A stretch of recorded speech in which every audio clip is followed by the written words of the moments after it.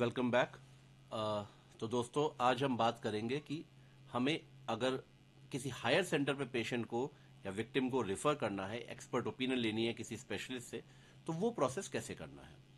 जैसे कि मैंने पिछले वीडियो में आपको बताया था कि अगर आपको अपनी ही फैसिलिटी में एक्सपर्ट ओपिनियन लेनी है तो आप रिपोर्ट को फ्रीज नहीं करेंगे। अनफ्रीज रिपोर्ट जो होगी उस पर आप अपनी फैसिलिटी के अंदर जो आपके एग्जिस्टिंग डॉक्टर्स हैं, जिस भी स्ट्रीम के हैं, आप उनसे एक्सपर्ट ओपिनियन ले सकते हैं या सेकंड ओपिनियन ले सकते हैं। अब इन केस आपको अगर किसी स्पेशलिस्ट की ओपिनियन लेनी है जो आपकी फैसिलिटी पे अवेलेबल नहीं है, जैसे कि कई बार होता है ऑर्थोपेडिक सर्जन की हमें रिक्वायरमेंट पड़ती है, कोई ऐसा वुंड है जिसमें कि अच्छी खासी स्वेलिंग है, हमें लग रहा है कि बोन फ्रैक्चर हो सकती है या डिसलोकेशन हो सकता है, तो हमें ऑर्थोपेडिक सर्जन की ओपिनियन चाहिए होती है। और ऑर्थोपेडिक सर्जन हमें या तो एफआरयू पे मिलते हैं, वो भी कभी कभार, या फिर हमें जो है डिस्ट्रिक्ट हॉस्पिटल या मेडिकल कॉलेज में मिलते हैं।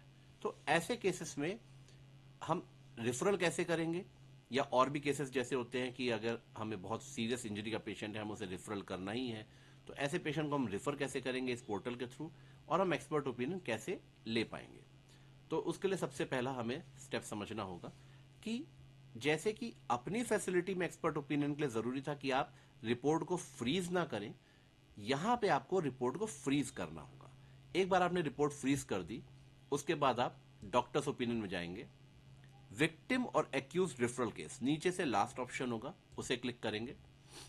अब यहां पे आएगा सबमिट केस रेफरल रिक्वेस्ट, आपने इसे सेलेक्ट किया, फॉर्म सेलेक्ट किया, डेट, जिस डेट में आप रेफर कर रहे हैं उसी डेट में आपने जहां तक मेडिकल किया होगा तो आप उसको जो है डेट सेलेक्ट कर लीजिए। जैसे मैंने आज की डेट में एक टेस्ट केस क्रिएट किया है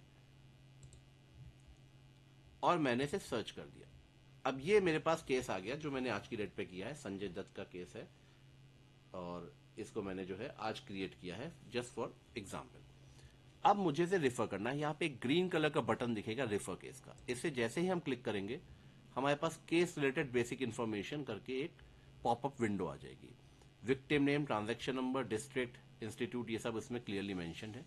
अब हमें इसे रेफर कहाँ करना है वो डिसीजन हमें लेना है। जनरली हम अपने डिस्ट्रिक्ट में ही करते हैं, तो इन केस मैंने यहाँ पे अपना डिस्ट्रिक्ट सेलेक्ट किया, बहराइच। अब किस इंस्टीट्यूट में करना है, अब मुझे पता है कि ऑर्थोपेडिक सर्जन मेरे पास नियरेस्ट कहाँ पे है।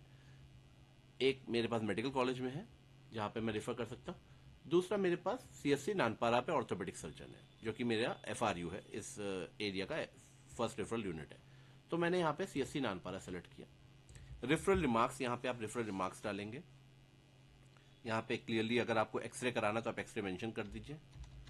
मैंने लेफ्ट एल्बो की स्वेलिंग दिखाई थी तो मैं इसमें कर दूंगा X ray left elbow,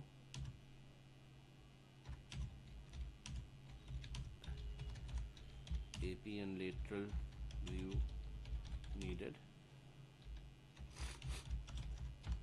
along with expert opinion from an orthopedic surgeon to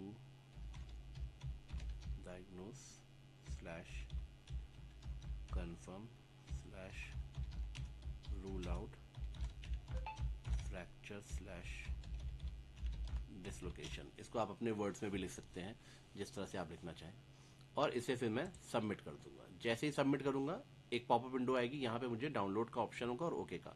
इस फॉर्म को मैं डाउनलोड कर लूंगा। डाउनलोड करते एक लेटर डाउनलोड हो जाएगा, इसको लेटर को ओपन करके देखते हैं।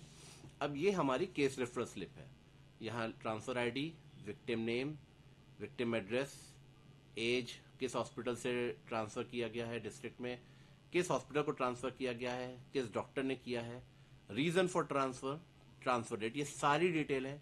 आपको इसे बस प्रिंट करना है, अपना साइन करना है और पुलिस रिपोर्ट के साथ इसे दे देना है। तो अभी जो हम मैनुअल रेफरल करते हैं, कई बार करते हैं हम लोग कि एक ओपीडी स्लिप लेके उसमें हाथ से रेफरल लिखते हैं, अब ये रेफरल रिक्वेस्ट हमारी जाया करेगी थ्रू मेडलेपार। तो ये प्रोसेस है एक्सपर्ट ओपिनियन लेने का या रेफर करने का। अगर आप रेफर भी करना चाह रहे हैं, मान लीजिए आपके पास कोई केस आता है जो बहुत सीवियर पॉलीट्रॉमा का केस है और आपने उसकी फर्स्ट एड कर दी और उसके बाद आप उसे रेफर करना चाह रहे हैं कि आप उसे डिस्ट्रिक्ट हॉस्पिटल भेजना चाह रहे हैं या मेडिकल कॉलेज भेजना चाह रहे हैं, तो आप इसी फॉर्मेट के थ्रू आप उसे रेफर करेंगे मेडिको लीगल केसेस के केस में। आई होप ये चीज अब आपको क्लियर हो गई होगी, और इसके बाद दोबारा कोई गलती इस इशू में नहीं होगी, तो या कोई डाउट नहीं रहा होगा। Thank you very much.